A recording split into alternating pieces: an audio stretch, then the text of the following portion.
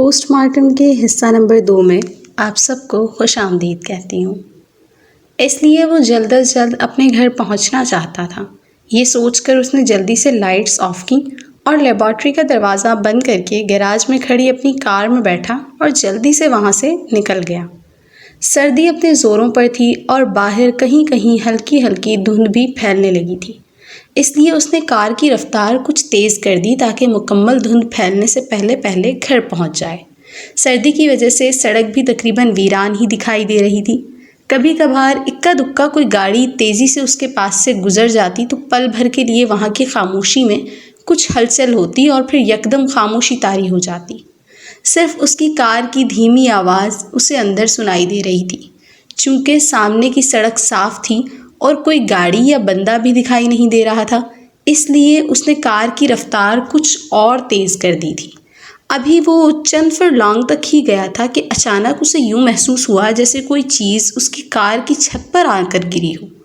یکدم دھماکے سے وہ چونک گیا اور اسی لمحے اس کے ہاتھ اسٹیئرنگ پر لرزے اور گاڑی اسٹریٹ لائٹ کے ایک پول سے ٹکراتے ٹکراتے بچی۔ اس سے پہلے کہ وہ گاڑی روک کر اس چیز کو دیکھتا، اچانک وہی چیز یکدم دھماکے سے اس کے سامنے والے شیشے سے آ ٹکرائی۔ اف میرے خدایا، یہ تو وہی سر تھا جسے وہ اپنی میز پر رکھ کر اسے شیشے کے ایک ڈھکن سے ڈھانپ کر نکلا تھا۔ پھر یہ سر وہاں سے یہاں تک کیسے پہنچ گیا؟ اس کا دماغ تیزی سے کسی چکی کی مانند گھوم رہا تھا اور اسے یوں لگ رہا تھا جیسے کسی بھی لمحے اس کا دل پھٹ کر اس کے حلق میں آ جائے گا۔ ظاہر ہے ایک کٹا ہوا انسانی سر بھلا کیسے ایک بند لیبارٹری سے نکل کر یوں سڑک پر دوڑتی ہوئی اس کی کار کی چھت پر پہنچ سکتا ہے۔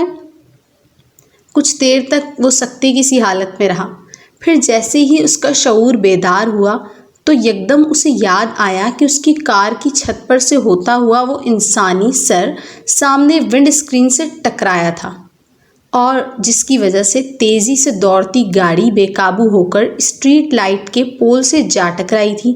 یہ خیال آتے ہی وہ گھبرا گیا اور خوفزدہ نظروں سے سامنے شیشے سے باہر کی جانب نظریں دوڑانے لگا، لیکن باہر گمبھیر خاموشی طاری تھی۔ رات زیادہ ہونے کی وجہ سے سڑک دور دور تک سنسان پڑی تھی اور کوئی مسافر یا کوئی گاڑی تک دکھائی نہیں دے رہی تھی۔ کچھ دیر تک مزید ادھر ادھر دیکھنے کے بعد اس نے آہستہ سے کار کا دروازہ کھولا اور آہستہ سے اپنا پاؤں باہر نکالا اور کھسکتا ہوا کار سے باہر نکل آیا۔ پھر اس نے اسی کٹے ہوئے سر کو تلاش کرنے کی کوشش کی، لیکن وہ تو یوں وہاں سے غائب تھا جیسے گدھے کے سر سے سینگ۔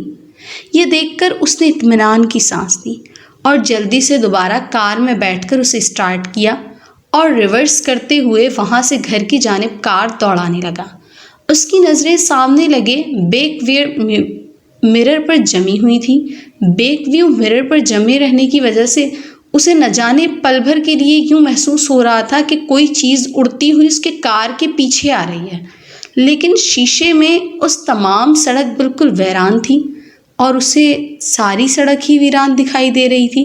لیکن کہیں نہ کہیں وہ اپنا وہم سمجھ کر سر جھٹکنے لگا اور سامنے سڑک پر نظریں جمائے گاڑی کی رفتار مزید تیز کرنے لگا۔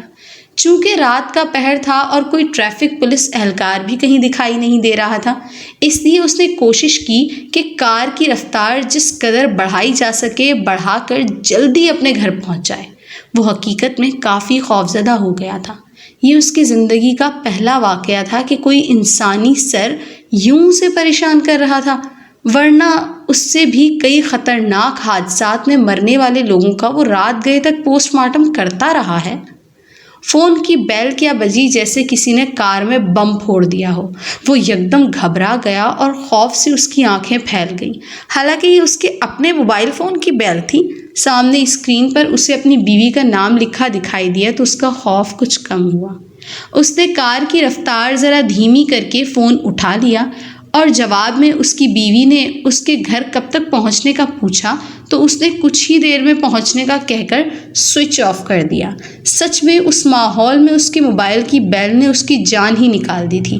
ابھی وہ گھر سے چند فرلانگ ہی دور رہ گیا تھا کہ اچانک اسے اپنے پیچھے کسی کے ہنسنے کی آواز سنائی دی اف میرے خدایا، یہ تو وہی سر تھا جس کی آنکھیں پوری طرح کھلی ہوئی تھیں، اس کی کٹی گردن سے اس کی نسیں نیچے کی جانب جھول رہی تھیں، جن سے تازہ تازہ لہو کے قطرے کار کے نیچے بچھے پلاسٹک کے میٹ پر ٹپک رہے تھے۔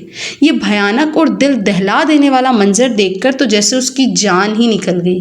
اس سے پہلے کہ ایک بار اس کا ہاتھ اسٹیئرنگ سے لڑکھڑاتا اور گاڑی پھر کسی حادثے کا شکار ہوتی، وہ سر غائب ہو چکا تھا۔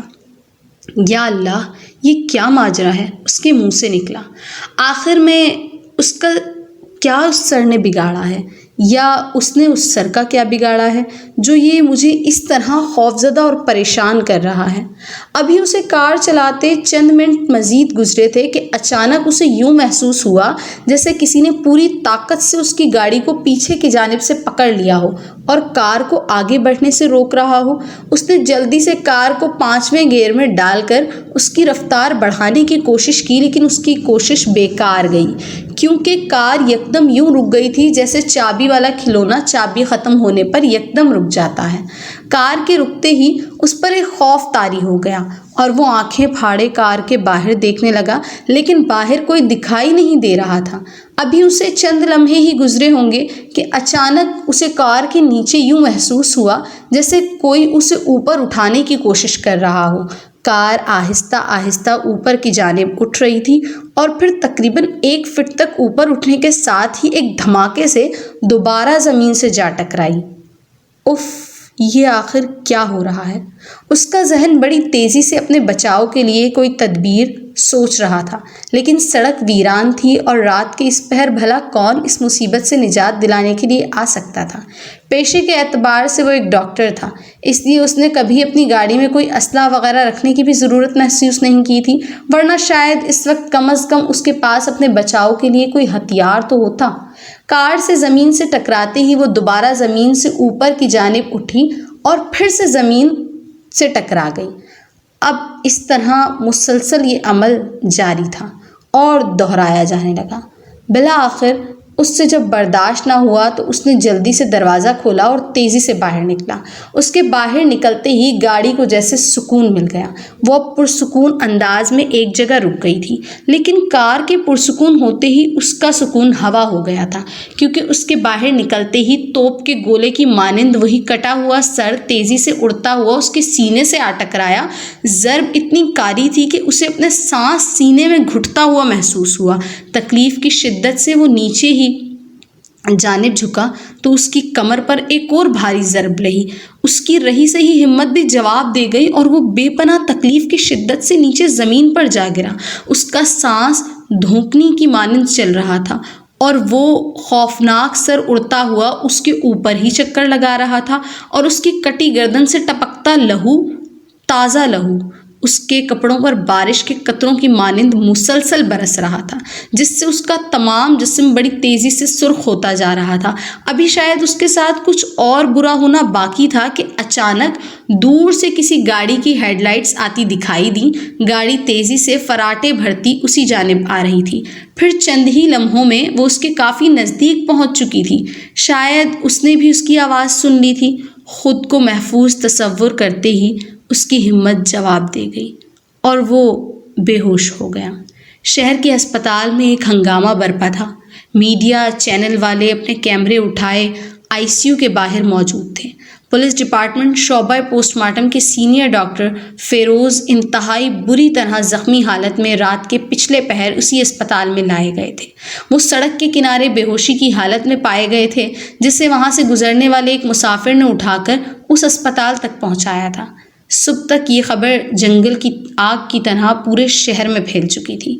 اس کے گھر کے افراد بھی اسپتال کے کوریڈور میں پریشانی کی حالت میں موجود تھے۔ Please like, comment and subscribe the channel Shehzad Khan Horror Stories, and thanks for watching.